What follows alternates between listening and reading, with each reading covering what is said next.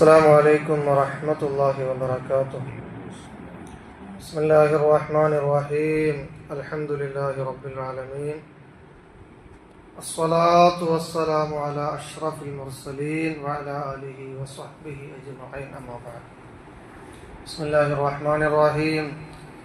اذهبا إلى فرعون إنه طغى فقولا له قولا لينا لعله يتذكر أو يخشى قال ربنا إننا نخاف أن يفرط علينا أو أن يطغى.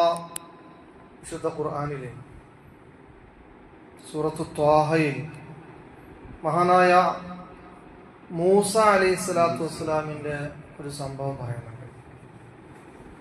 അത്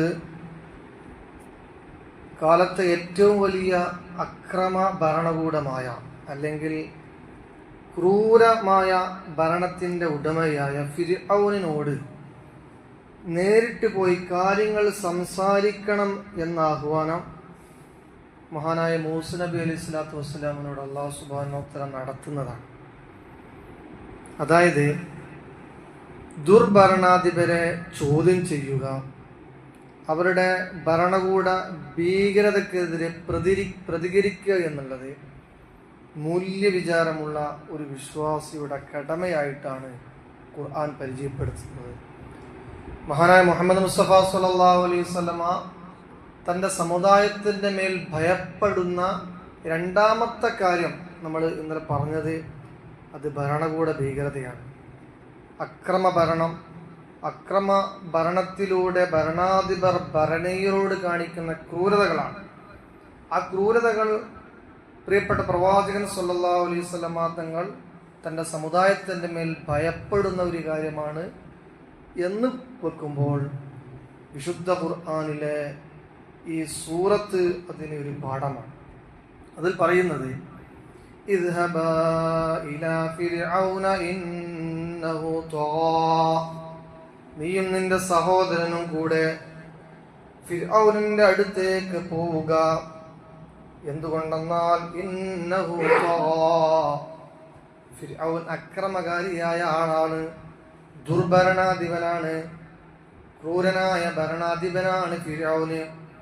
അവന്റെ അടുക്കലേക്ക് പോയിട്ട് ഫഖൂലാ ലഹു ഖൗലൻ ലയ്യിനാ, വളരെ മാന്യമായി അവനോട് നിങ്ങൾ രണ്ടുപേരും സംസാരിക്കണം.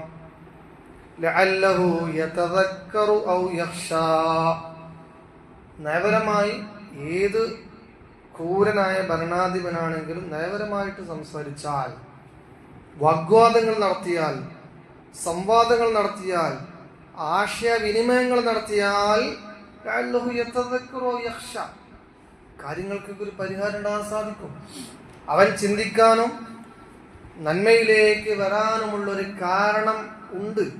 എത്ര ക്രൂരനാണെങ്കിലും അക്രമിയാണെങ്കിലും നയപരമായിട്ടുള്ള സംസാരങ്ങളും സന്ധി സംഭാഷണങ്ങളും അവരുമായിട്ട് വേണം.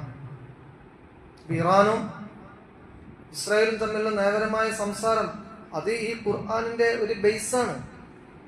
എത്ര ക്രൂരനാണെങ്കിലും അക്രമകാരിയാണെങ്കിലും നയപരമായിട്ട് സംസാരം വേണം എന്നാണ് ഖുർആൻ പറയുന്നത്.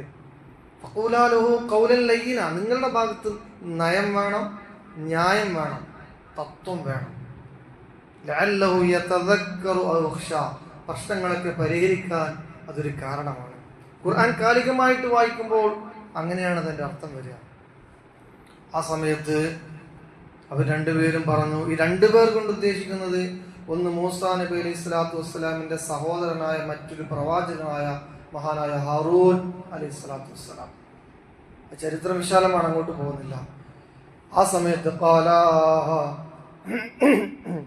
അവർ രണ്ടുപേരും പറഞ്ഞു, റബ്ബനാ ഇന്നനാ നഖാഫ്, റബ്ബേ ഞങ്ങൾക്ക് രണ്ടുപേർക്കും ഭയമാണ്, ഐ യഫ്റുത അലൈനാ ഔ ഐ യത്ഗാ,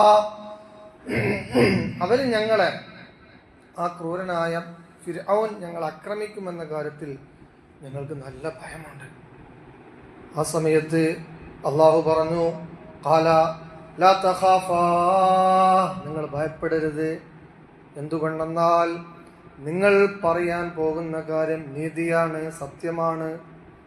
നിങ്ങൾ സംസാരിക്കുന്നത് അക്രമത്തിനെതിരാണ്, അനീതിക്കെതിരാണ്, ക്രൂരതകൾ കാണിക്കരുത് എന്ന കാര്യമാണ് നിങ്ങൾ പോയിട്ട് സംസാരിക്കുന്നത്.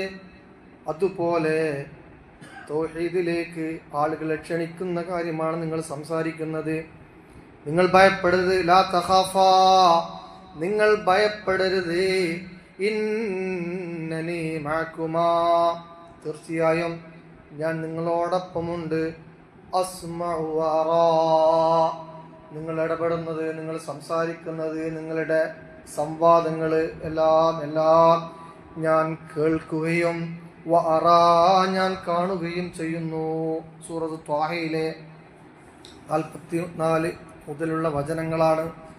അക്രമ ഭരണകൂടത്തിന്റെ ക്രൂരതകളും പോരായ്മകളും ചോദ്യം ചെയ്യുക എന്നുള്ളത് മൂല്യവിചാരമുള്ള, വിശ്വാസമുള്ള ഒരു വിശ്വാസിയുടെ കടമയായിട്ടാണ് ഈ ഖുർആൻ നമ്മോട് പറയുന്നത്.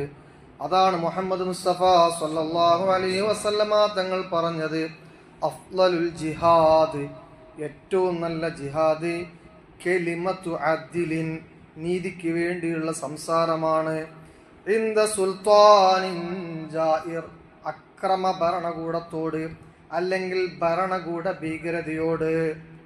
റവാഹു അബൂദാവൂദ് വ തുർമുദി, ഈ ഹദീസ് റിപ്പോർട്ട് ചെയ്തത് അബൂദാവൂദും തുർമുദിയുമാണ്. അപ്പോൾ സാമൂഹികമായ ഇടപെടല് ഒരു വിശ്വാസിയെ സംബന്ധിച്ചിടത്തോളം കടമയാണ്, ബാധ്യതയാണ്. അത് അല്ലാഹു സുബ്ഹാനഹു വ തആല മഹാനായ മൂസ അലൈഹിസ്സലാത്തു വസ്സലാമിന്റെ ജീവിത ചരിത്രത്തിലൂടെ നമ്മെ പഠിപ്പിച്ചതാണ്. അല്ലാഹു സുബ്ഹാനഹു വ തആല പറഞ്ഞതും കേട്ടതുമായ കാര്യം നമ്മിൽ കബൂൽ ചെയ്യുമാറാവട്ടെ.